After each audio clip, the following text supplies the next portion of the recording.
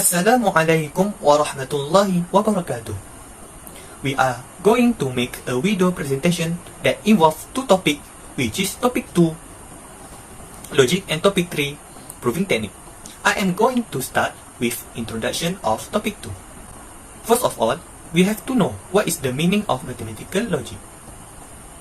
The mathematical logic is an application of mathematical technique to logic.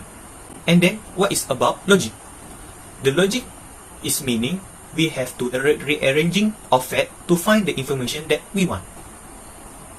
And then, what the student can learn from this topic? The student can study of reasoning specifically concerned with whether reasoning is correct. There are many things that we can learn from this topic. Assalamualaikum, my name is Wan Noliana Islin and I will explain about introduction of logic. Proposition. So what is proposition? Proposition or statement is a declarative sentence that is either true or false but not both. For example, grass is green.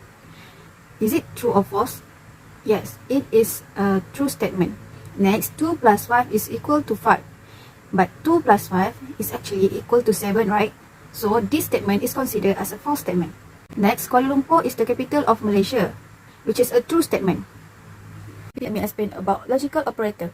The first one is negation, we can read as not, and the symbol is like a wave. And then conjunction, we can read as and the symbol is backward of V, is like this. Then we have disjunction, we can read as or, and the symbol is V. And then we have implication, we can read as only if, and the symbol is one arrow, it's like one arrow. And then lastly, we have biconditional, we can read as if and only if, and the symbol is the arrow, like we have two arrows in left and right. Hi, my name is Sidor Maisarah binti Wahab. Okay, now I want to explain about truth table, which is we have two steps. First step, we have to draw the truth table, and then the second step is we have to count how many combination of element. As you guys can see in the table, we have element P and Q, right? Okay. Now how to know either we have to put a false true like element in Q or false true like element in P. We see from the right hand side to the left hand side. So in this table, Q is the right hand side. So Q we noted as 2 to the power of 0, so that we get 1 right. Okay, 1 means that 1 false and 1 true for element Q. Next is P, which is we noted 2 to the power of 1, so that we get 2. So 2 false and 2 true, which is false, true for element P. And then we have 2 blank at Q, right? Because we have 1 true and 1 false, the blank we just fill in with false and true as well before. We just follow that we have done. That is for Q. For the next one is negation P, which is not P. Means that if P is false, then not P is true. That's why when P is false, negation P is true. Okay. For AND, the only condition for AND operation is to be true when both of the elements such as P and Q is true, then it will be true and others will be false. For OR, either one P or Q must be true to get the true value. If P false and Q false, then the answer will be false. For implies, which is P implies Q, if true at the back, which is element Q, means they gonna be true. Since as P is false and Q is true, then P implies Q is true.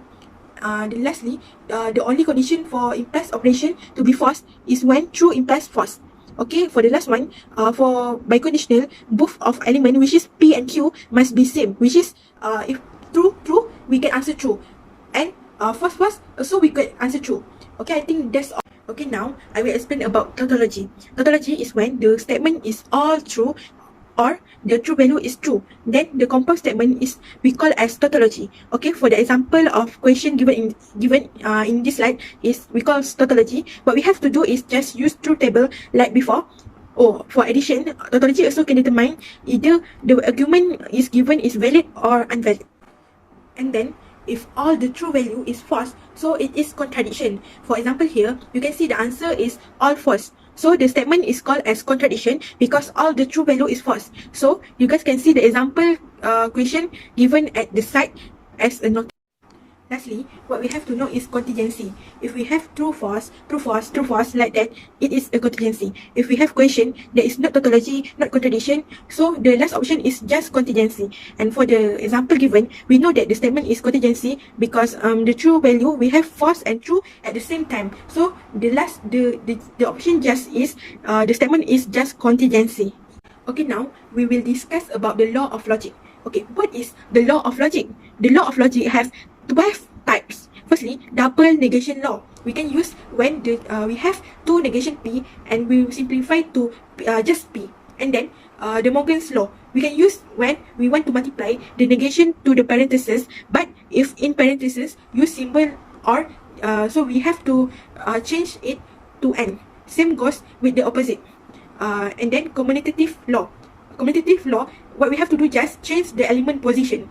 After that, associative law change parenthesis but need the author and insert parenthesis have the same symbol. For example, if use or at the author, so insert the parenthesis also use or, so this law is valid when that's happened. And then distributive law just expand the statement which is the author element multiply with the element inside the parenthesis. And then absorption law. Absorption law, what we have to do is use when we want to simplify the statement. And then we will use idempotent law when we find two elements that are the same. So we can use this law. And then we will use inverse law when we have two elements that are same but one is negation and one is not negation. And then identify law. What we can do? We can use identify law when we get the element. If we use identity law, when we use identity law, we will get the element backs. And then domination law, we can make short of domination law as dominant, which is we will get tautology or contradiction if we use this law.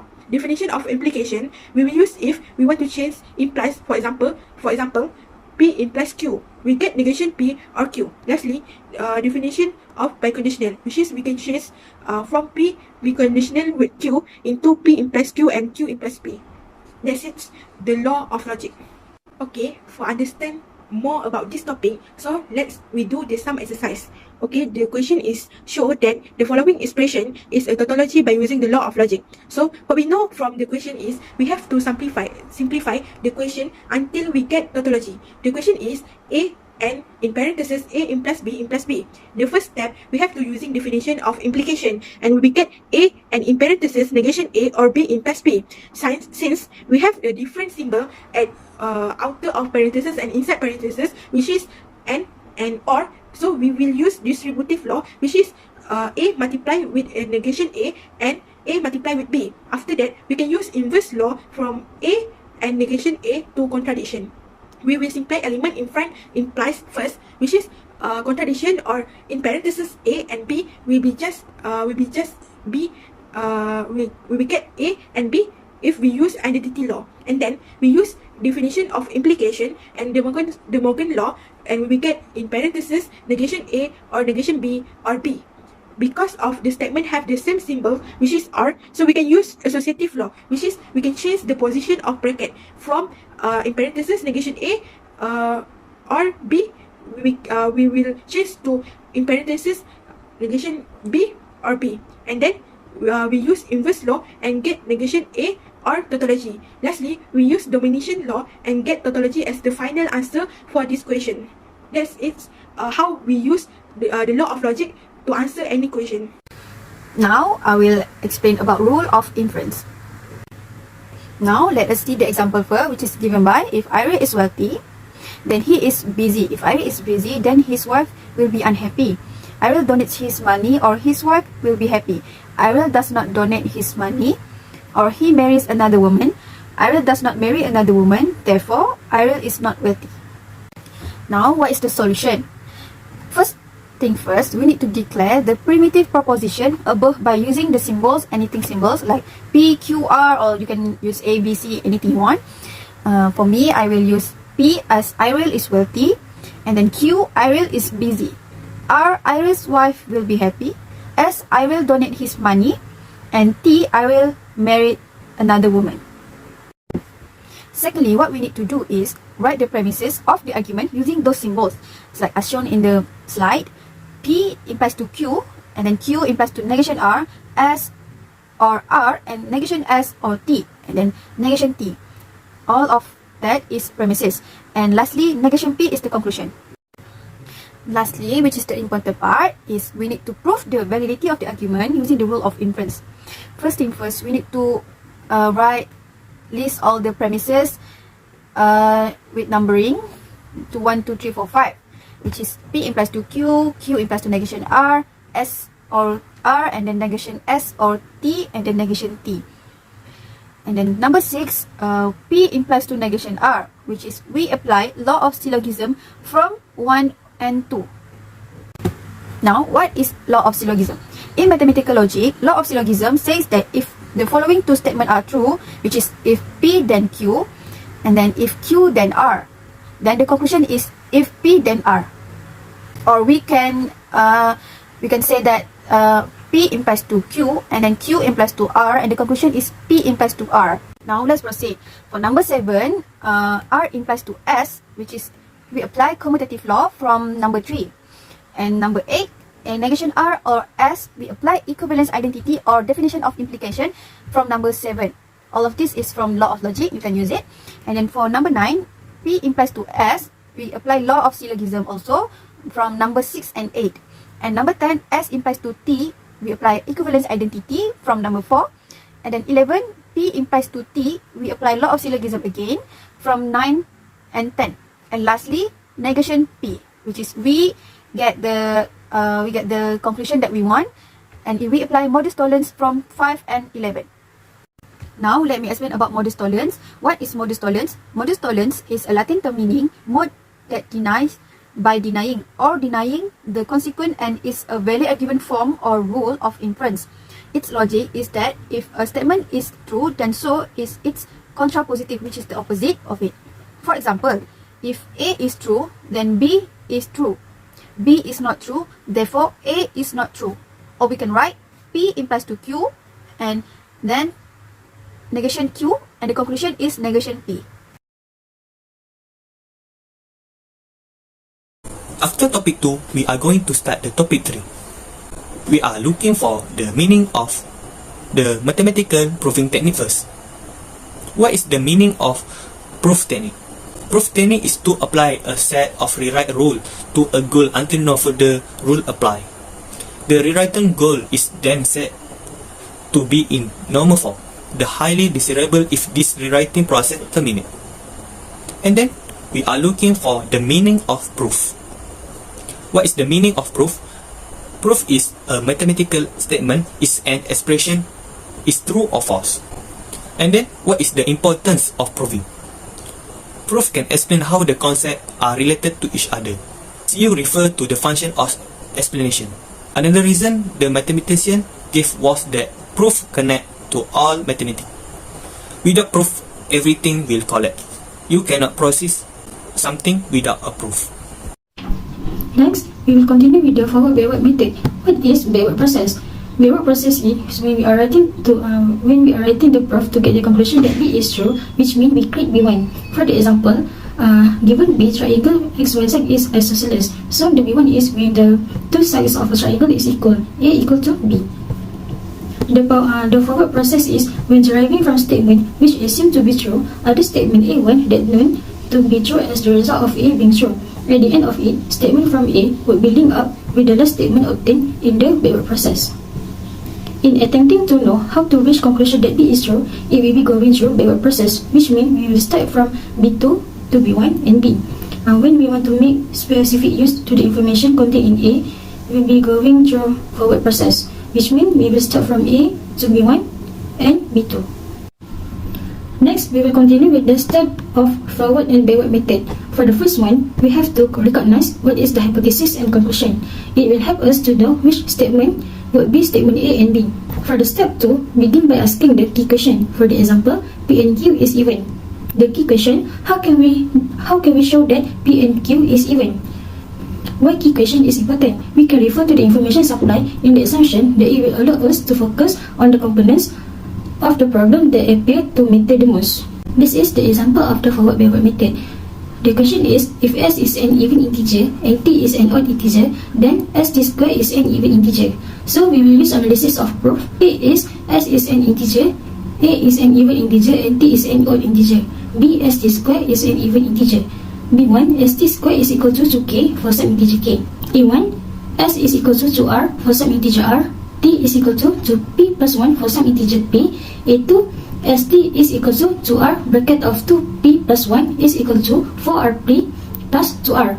E3 ST square is equal to the bracket of 4RP plus 2R square. So when we expand, we will get the answer 16R square P square plus 16R square P plus 4R square equal to 2 bracket of 8R square P square plus 8R square P plus 2R square equal to 2R for some integer K is equal to 8R square P square plus 8R square P plus 2R square. A3 is the sum of B1. The choose method. The choose method is used when the statement of backward process contain universal quantifiers. For the example, the question given is S is equal to the number X square minus 3X plus 2 is less than or equal to 0. T, the number X 1 less than or equal to X less than or equal to 2. Then S proper subset to T. The solution is A, S is equal to real number X square minus 3X plus 2 is less than or equal to 0, and T is equal to real number X is greater than or equal to 1, and X is less than or equal to 2. B, S proper subset to T. B1, for all X element of S, X is element of T. A1, we choose Y is element of S. So for the B2, Y element of T. So we have to substitute X to Y. So Y for the A2, Y square minus 3Y plus 2 is less than or equal to 0. A3, we have to factorize it. So the answer is Y minus 1 and Y minus 2 is less than or equal to 0. For the A4, we will use the straight line to prove that what the answer that we will get. So we get the answer is 1 and 2.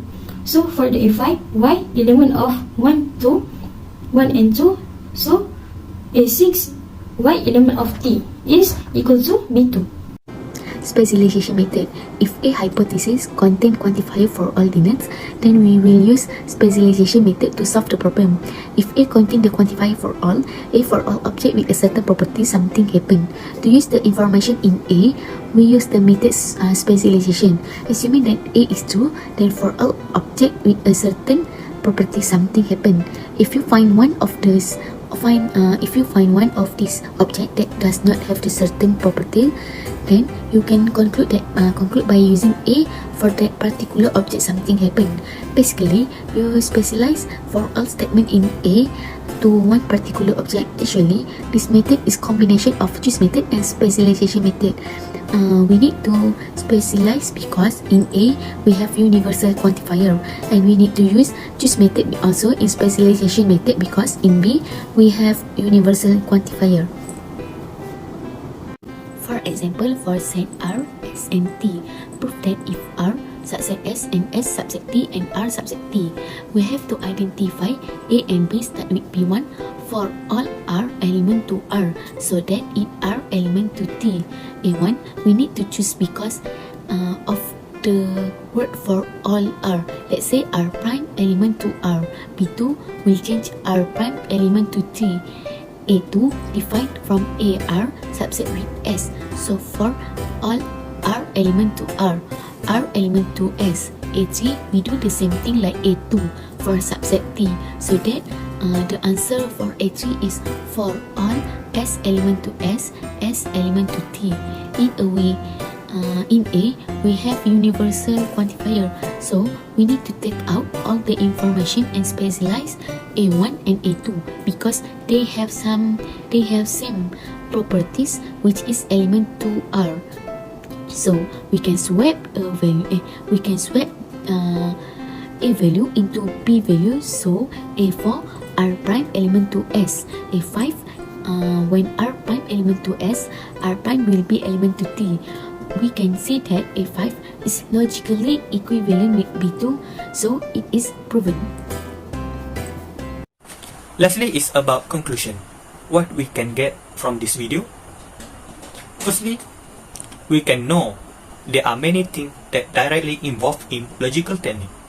Secondly, we also can know some logical operator, which is basic connective and its symbol.